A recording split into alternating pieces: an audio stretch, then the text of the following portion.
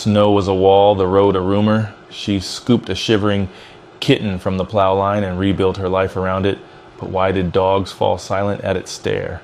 Why no purr, only a desert yowl?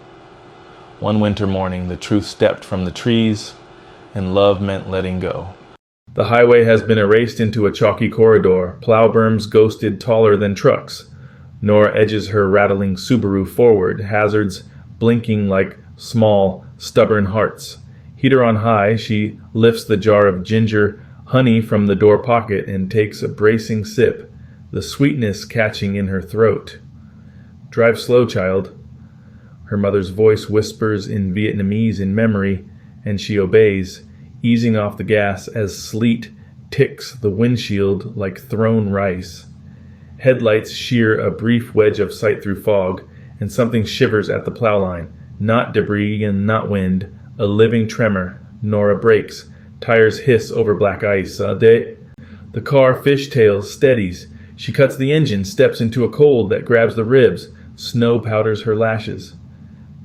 The thing is a palm of matted fur pressed into dirty crystals, ears folded like wet paper. It makes a sound, thin, stubborn. "Hey," Nora says softly, kneeling, glove already soaking through. "Hey, Tiny, I've got you." She cups the creature. It weighs almost nothing, heat leaking quick as breath from an open door. The small body thrums against her palm, a frantic metronome. "Stay with me," she urges, tucking it under her jacket. It squeaks once, buries its face in the wool. In the car, the heater's roar feels like noon. Steam rises from her coat. She sets the creature on her lap and rubs it with the cuff until a tremor turns to a twitch. "You're okay. You're okay." The Subaru clicks and settles, wipers thud a patient rhythm. The road ahead is a milk-white guess, but the decision isn't. At home, her apartment breathes warm and bread soft. She flips on the baseboard heater, digs a shoebox from the closet, folds an old scarf inside. A saucer warms on the stove with a little milk. Not perfect, but now. She drips a finger's worth to the tiny mouth. The creature's tongue finds it, rasps, insists. "Good, that's it," Nora murmurs, lowering the saucer to the scarf. She strips off her wet jacket, hangs it by the register. The small shape curls into the heat like a coal that refuses to die. She crouches close, feeling the old fear loosen one notch in her chest. "You're safe now," she says, and for a moment believes it herself. Outside, snow keeps erasing the road. She watches small ribs lift, whispers, "I won't leave you." The room listens. The first night becomes a string of small decisions. Timer set, kettle on, blanket turned, breath counted like steps across a narrow bridge. Each time the phone alarm pips, Nora kneels beside the shoebox, warming the saucer between her hands until the milk runs shy of hot. The little body stirs to the bell of scent, tongue rasping, a tiny engine catching. Trills rise where silence used to live, soft clicks, inquisitive churrs that sound like snowflakes choosing to speak. "Easy," she whispers. "I'm here." Between feedings, she reads aloud from her EMT handbook, voice low and steady, airway breathing circulation, like naming 3 stars to steer by. The creature blinks at the cadence, then sleeps, then blinks again. When her thoughts tilt toward the road where she once stopped driving winters, she hums a thread of an old lullaby. The vowel soft, oh, oh, her grandmother carried across oceans. The tune makes a little harbor in the room. Morning finds prints the size of thumbnails on the bath mat, a mischief tiny procession. On the kitchen tile, the small wanderer paws at a spoon's shadow as if it were prey. "Fearless," Nora says, surprised to hear herself laughing. She slides a folded t-shirt into the box, and the creature burrows until only ears remain, a pair of punctuation marks. The ritual refines, feed, wipe, warm, doze in the coil of the baseboard heat, listen for the stubby purr that isn't a purr. The sound is rougher, more wilderness than windowsill, yet it lays down a new kind of quiet in her chest. When she offers a sliver of poached chicken, tiny teeth take it with decisive gratitude. The eyes are brighter by noon. By dusk, they follow her like lanterns. She tests the name aloud. Lucky. The ears swivel. Lucky, she repeats, smiling at the way it fits the room. Deal, she asks, a small face. You try it living, I'll try it brave. The creature answers with a chitter and presses its forehead against her thumb, a gesture so certain it startles her. Outside, the plows grind past, shouldering the street into walls. Inside, her apartment learns new music. Saucer clinks, whisker whispers, the soft thud of a leap that barely clears the shoe. The old hush retreats to the corners. Before sleep steals her, Nora tucks the ginger honey jar back into the door pocket of her coat. "For both of us," she says, and leaves the lamp on low, so Lucky can find the world again if it wakes first. Snow hushes, heart steadies. By day 3, Lucky turns its nose at kibble like gravel, then locks onto slivers of chicken with surgical intent. The chew is silent, efficient, as if each bite is a decision made long before the plate arrives. When Nora swaps the saucer for a shallow bowl, the little creature steadies a forepaw on the rim, eyes narrowed, body low, a miniature hunter making choices. "Hey, easy," she says, amused and a little awed. "We eat, we breathe, we don't conquer the dish." The ears sit wider than any kitten Nora remembers from neighbors' litters, set like small sails catching currents of heat. Hind legs coil and release. The leap is spring and arrow, landing without sound on the arm of the couch. It doesn't need, it measures. From the cushion, Lucky watches her cross the room, the way weather watches a valley. At noon, a cut of sunlight falls through the blinds, warm as tea. Lucky enters the rectangle, turns once, then faces the door, still as a photograph. When a pipe clacks in the wall, the head pivots, not startled, calculating. The tail is a blunt brush, too short for domestic elegance, tufted at the tip like a punctuation mark saying, "Pay attention." "What are you, little comet?" Nora asks, kneeling to eye level. Lucky answers with a churr that deepens into a rasping yowl, not loud, just wrong for a kitchen. It lifts the fur along Nora's arms like wind over meadow grass. She exhales through a smile. "Okay, unique. We can work with unique." On the fridge, a red Lee XC pinned under a magnet beside her sister's winter photo, both of them in knitted hats, cheeks ruddy, the past caught mid-laugh. Nora touches the envelope's corner without thinking. "She'd like you," she says to the small sentinel in the square of sun. "She liked the bold ones." Lucky's eyes return to Nora's hand and stay there unblinking. It doesn't creep closer for cuddles. It invites her to understand distance.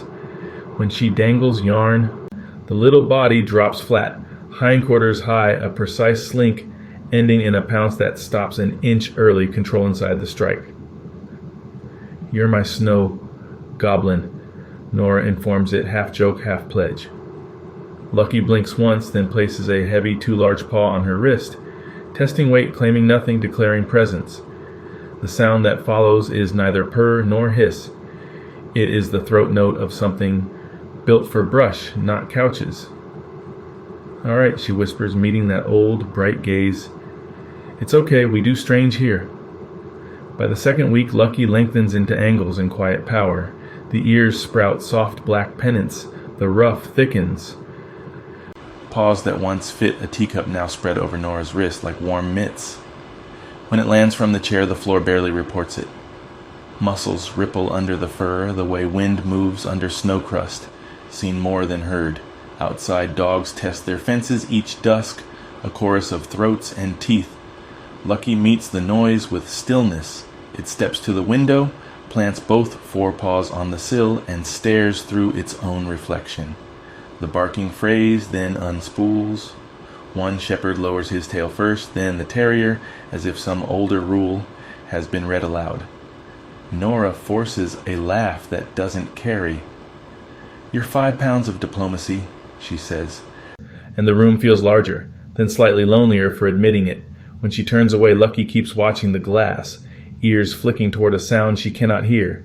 It isn't guarding her, it is surveying a world. Nights rethread themselves. Lucky claims the windowsill like a lighthouse keeper, silhouette cut from tin by the moon. Yowls begin low as a bow on an old cello, climb once, fall twice, then settle into that desert rasp that lives a continent away from purring. The notes stitch through the baseboard heat and into Nora's sleep until she startles upright. "Lucky?" she calls, voice papery with dream. From the sill, down, the shape turns its head. It drops to the rug without sound, crosses the room with a deliberate toe-first gait, and presses its forehead into the heel of her palm. The contact is weighty, almost ceremonial. Nora breathes out a laugh that feels like thaw. "Okay," she whispers. "Okay, I'm here." In the morning she finds scuffs of frost on the inside of the glass where its breath pooled and froze. On the bookshelf, figurines stand reorganized into sightlines. Lucky has built itself vantage points. When she kneels to refill the water bowl, the cat, no, the bobcat, though she does not say it yet, places one paw on her shoulder and looks past her, past the wall, as if charting a map down to the last fence post. "Stay soft," Nora tells it one afternoon, surprised by her own plea. "Stay home." Lucky tilts its head and answers with a single, rough syllable that sounds older than houses. The wilderness does not leave its eyes. It sits there calmly like a star that refuses dawn. Nora watches, warmed and worried, saying nothing. It starts as a joke in the lot behind Elliot's shop. Nora leans against the Subaru, breath ribboning, while Lucky slips between snow berms with a low, elastic run. It pivots, launches, lands atop a trash barrel without skidding. Not a scramble, an equation solved. Elliot whistles. "That's some cat." "Fast," Nora says, smiling, because that's easier than what her stomach does. Fast is one word. He wipes grease on a rag, squints. "What breed is that?" "Shelter special." She deflects. Lucky drops down, tail a blunt metronome, yellow eyes glassy with calculation. It freezes at the clang of a distant plow, ears splayed wide. It then melts toward Nora's boots, as if she were one tree in a much larger forest. She scoops it, and the weight surprises her. Solid now, inevitably more. That night the apartment feels loud with small proofs. Claw marks on the sill, feathers like punctuation on the mat outside the door.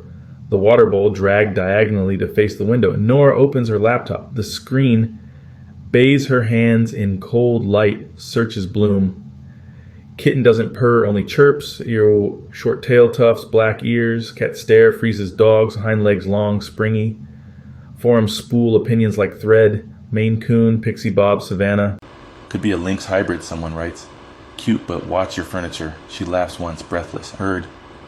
A new reply arrives under a thumbnail of Lucky looking impossibly composed. "Lynx Rufus." Another line follows. "Be careful. That's a bobcat." "Bobcat kittens don't fit in a glove," she types, then doesn't hit send. She returns to the photo and sees with someone else's eyes the breadth of the muzzle, the set of the ears, the look that isn't pet so much as presence. A private message pings. "Your handle, Nor O Kyoru O." Is that Vietnamese? It's pretty.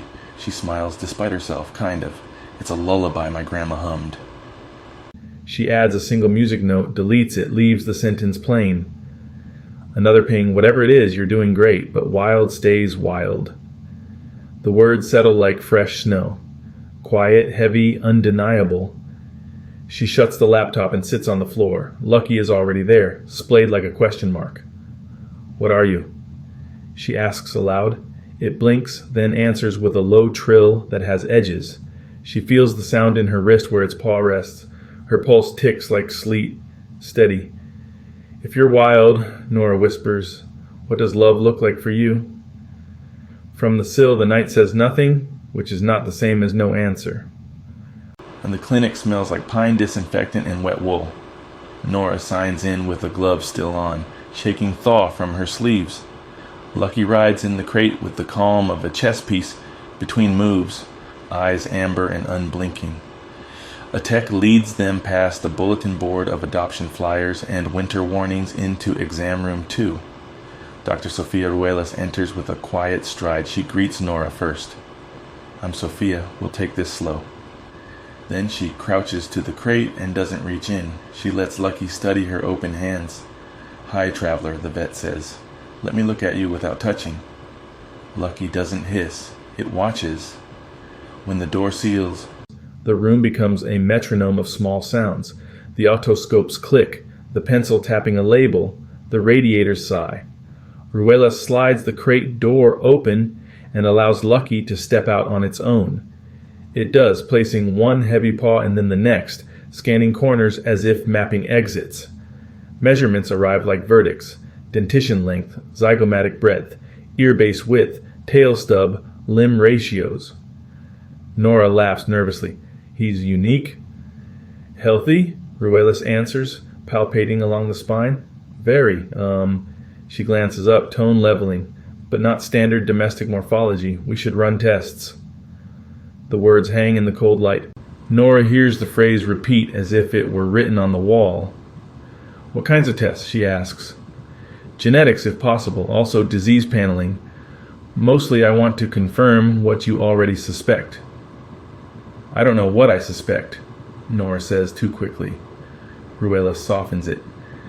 Then let's call it curiosity disciplined by care. Lucky presses its forehead to Nora's knuckles, then returns to surveying the baseboards, nose writing silent notes. The vet's gaze tracks the gait toe first, deliberate, a map maker's walk. I won't label today, Ruela says, scribbling, because labels can trap people into the wrong choices. But I want you to prepare for answers that ask for different kinds of love. In the parking lot, the wind bites. Nora buckles the crate in the passenger seat.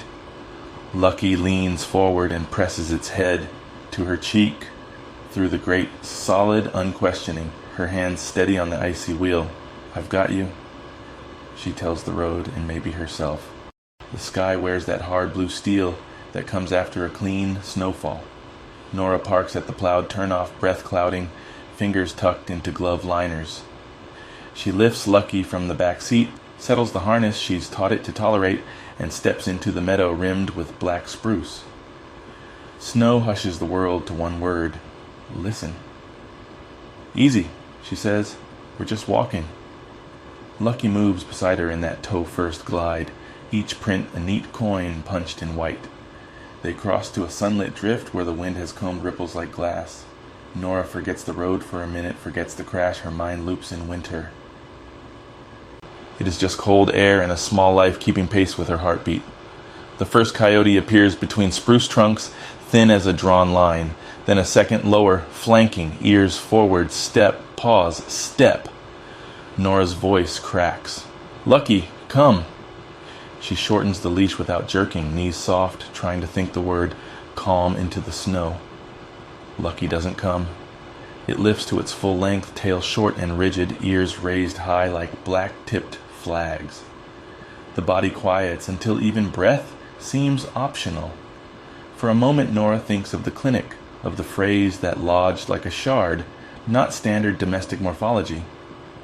Hey, she whispers. 'Cause prayer and command are cousins. Please. Lucky releases a sound from somewhere older than houses, a deep, rasping yowl that is not a meow, not close. The note pours across the meadow and catches on the trees. The coyotes halt. Their eyes cut over Lucky's shoulder as if measuring an unseen border. One flicks an ear, then sweeps a slow arc backward, body low.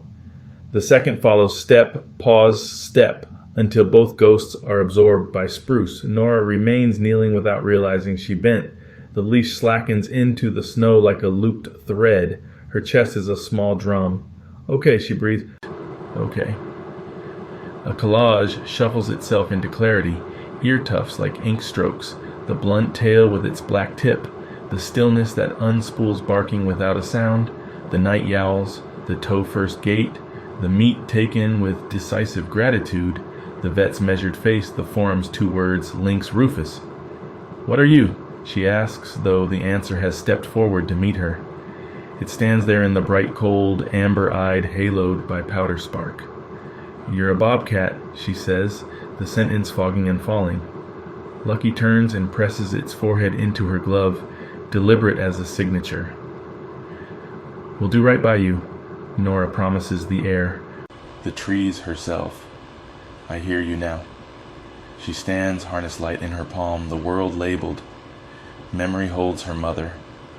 Jichamkan, she does. Back home, the heater hums like a patient animal, while Nora turns the laptop's glow into a cold moon. Tabs multiply. Is it legal to keep a bobcat? Imprinting risks, sanctuary intake procedures. What happens after you let go? Articles speak in the plain voice of policy. Wild is not a temperament, wild is a context. Walls make it smaller than stranger. She copies phrases into a notebook, underlines until the paper shines. Minimal handling, no petting, no crowding. Enrichment over entertainment, release over possession. A forum post tells a story about a pet that remembered until it didn't. Another lists diseases and liabilities. Nora rubs her eyes and keeps reading. Responsibility is not a feeling, it's a plan. Okay? Across the room, Lucky has unspooled by the heater, belly to warmth, spine to open air. When Nora kneels, it lifts one heavy paw and sets it over her fingers. An anchor, not a claim. The gravity of that touch nearly undoes her. What does love look like for you? She asks, voice low. Lucky blinks, slow as snowfall, then exhales a rough syllable that belongs to thicket. The answer is not a word, it is the space it needs. She prints a sanctuary's guidelines and a rehab center's checklist. The pages smell faintly of toner and resolve. No imprinting, one line insists. Human contact minimized. She circles it, then tapes the sheets to the fridge beside the red LEXC, and the photo where her sister's laugh is a flash of winter sun. Memory thins the room. Grandma's voice arrives from somewhere far. Thongla cho ji jung cho. Loving is placing rightly. I won't make you small to fit my fear, Nora says into the quiet. I won't make you tame to ease it. She takes steps while her heart argues. Windows locked. Latches double checked. Food moved to the porch cooler so meat scent doesn't teach wrong lessons. She drags a bookcase 2 inches to block a launch point. Lucky watches, head tilted, accepting map edits with the patience of something built for distance. When sleep won't come, Nora studies bite avoidance protocols, vaccination notes, containment failures. She doesn't memorize numbers, she memorizes boundaries. The world narrows to 2 truths that refuse to compete. You are loved, she tells the wild thing. You are wild, she tells the love thing. Both sentences feel like vows. Near midnight, she opens a new tab, licensed sanctuaries nearby, then closes it, breathing unsteady. She nods to no one and breathes. Tomorrow, she promises the room, when I can say it without breaking. Lucky pads over, sets its forehead to her knuckles, and leaves it there. The heater hums, snow hushes the windows. Love, this time, means building the door before she finds the courage to open it. Morning comes with a list and a number. Nora dials with both hands, as if steadiness can be summoned through knuckles. A calm voice answers over wind and distant ravens. Ortiz Wildlife. Hi, I have a bobcat. I think I need to do right. You're ahead of most, he says. Tell me what you've seen. She names the signs, the gate, the stare that unthreads barking, the winter yowl. He hums once, not doubting. We can place him at High Timber Sanctuary. Intake this week. Quarantine, vet checks, then a forested enclosure. You can visit on their terms, but I'm scared I waited too long. You called, Ortiz says. That's the hinge. He emails forms. She prints them, hands shaking only on the last signature. Dr. Ruelas adds a referral note and an intake kit, her gaze steady. You are making the compassionate choice, the vet says. I'll brief their team. Nora lays the crate on the living room rug. She lines it with the scarf that first held heat, tucks the t-shirt Lucky slept on, and rubs the latch with a finger that smells faintly of ginger and honey. We're not ending anything, she tells the watching eyes. We're widening your world.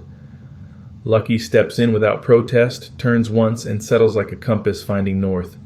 In the lot, Elliot shoulders the back hatch closed and ratchets a strap until the crate is rock solid. Sometimes love is a gate, not a leash, he says, eyes bright. He presses a hand warmer into her palm. Text me when you get there. You did good. I will. She surprises them both by hugging him. Grease marks her sleeve like a badge.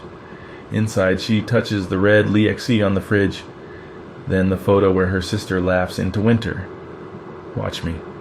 she whispers. In the car, she hears her mother's voicemail in memory. Ji Cham Khan, drive slow, child. The tires meet the old road and her chest tries to close. She breathes against it. We can do hard things, she tells the crate and the snow and the steering wheel. A paw presses the grate, steady as a vow. She signals, merges, and follows the river of ice toward a different kind of keeping. Pines lift white-laced arms around high timber sanctuary, the air resin cold and clean. A ranger waves them through the outer gate. A staffer meets Nora with a clipboard and a voice set to kindness. No rush, she says. We'll open when you're ready. Forms trade hands. Dr. Roylis briefed us, the staffer adds. Quarantine, health check, slow integration. He'll have space and privacy. Nora kneels by the hatchback. The crate's great fogs with each exhale from within. Hey, Lucky, she whispers, forehead against metal. We made it. They carry the crate to a pre-release pen that opens into trees stitched with snow.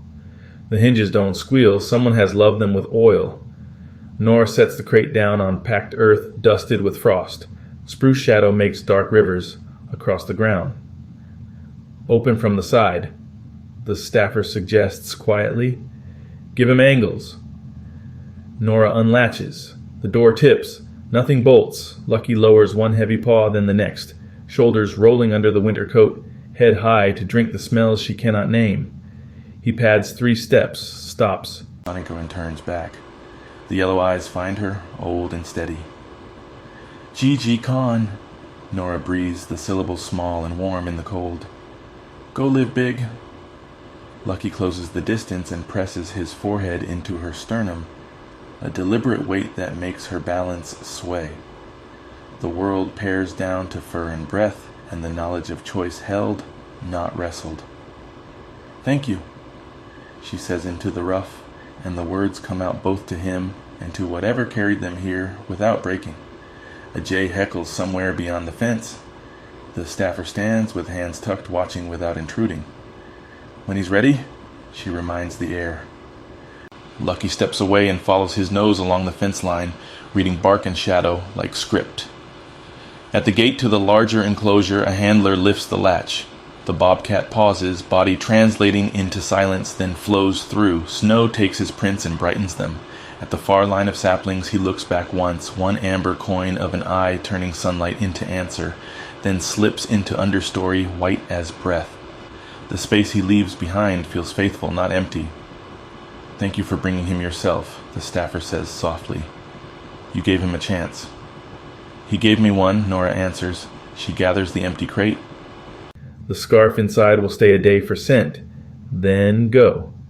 The gate closes with a padded click. Boots crunch, pines murmur. The sky is a clean, held note. At the car, she palms the ginger honey jar and hears her mother. Ji Cham Khan, she nods to trees. I'll visit on your terms. We'll send updates, the staffer says, and snow lifts, weightless, softly. The apartment feels larger that first night, not emptier, like a breath finally finished. The shoebox nest stays in the corner, scarf folded into a small hill. Nora doesn't move it. The quiet is different now, purposeful, like the pause between compressions when you trust the beat will come. A knock at dusk, Mrs. Tran from downstairs with a steaming bag. Foga, she says, pushing it into Nora's hands. Unji cho am. Eat, warm up, Nora laughs, surprised by tears. Thank you.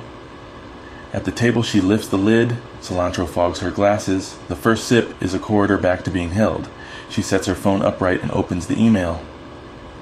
A subject line, intake update, Lucky. Photos load, a thick coat rhymed with frost. Paws on a fallen log, eyes hunting light, not walls. A note, eating well, calm, curious, already using elevated platforms. Nora touches the screen. Good, she says into the steam. Go live big. On shift, the radio crackles her name toward the old winter road. She signals, merges, and feels her chest want to close, then open. Snow lifts in veils from the plow line. She hears or imagines a rasping yowl drawn by distance. I'm okay, she tells the wheel.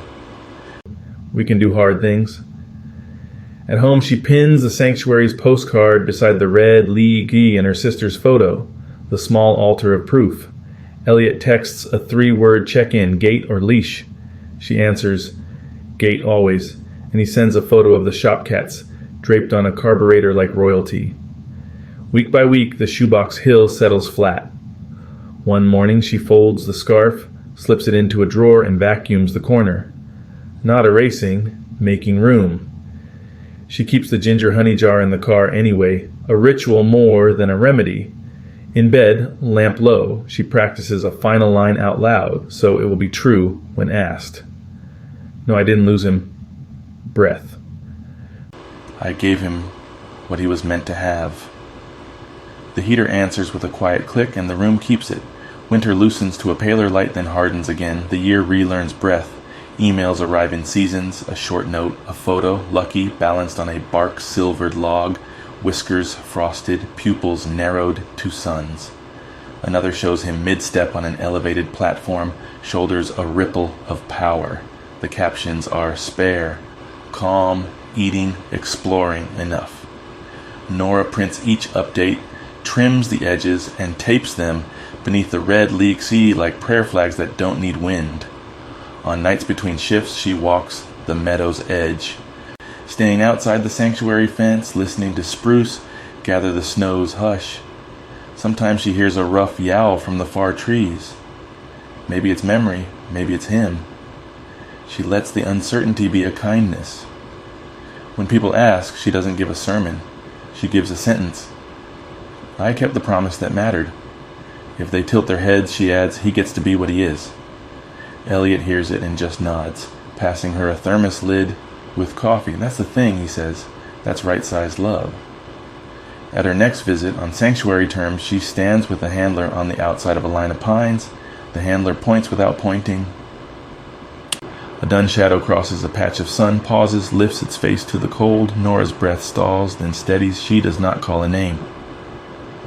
Thank you, she whispers, and the trees keep the secret. Driving home, the road looks less like a threat and more like a place. She tells the wheel, I learned the rule, and in her own voice hears her grandmother's. Love, placed rightly, saves. At a stoplight, her mother's voicemail blinks unheard. She presses play. Jicham Khan. She laughs, answers aloud, I am. Spring comes, thin and exact. She takes the shoebox to recycling, keeps the scarf for winter mornings, keeps the ginger honey jar because talismans sometimes work backwards. They remind you you've already crossed the bridge. At the fridge, she touches the leafy, the photos, the taped letters, and speaks the truth. Compassion with boundaries saves lives. That's enough for her. The line is the map. The gate is the heart of it. She didn't lose a cat. She returned a bobcat to himself, and in the returning found a way back to herself. Thank you for watching until the end. If this story touched your heart even a little, that's our greatest joy. If you'd like, please share your thoughts in the comments. We'll keep bringing you stories that stay with you, so please consider subscribing to the channel. See you in the next video.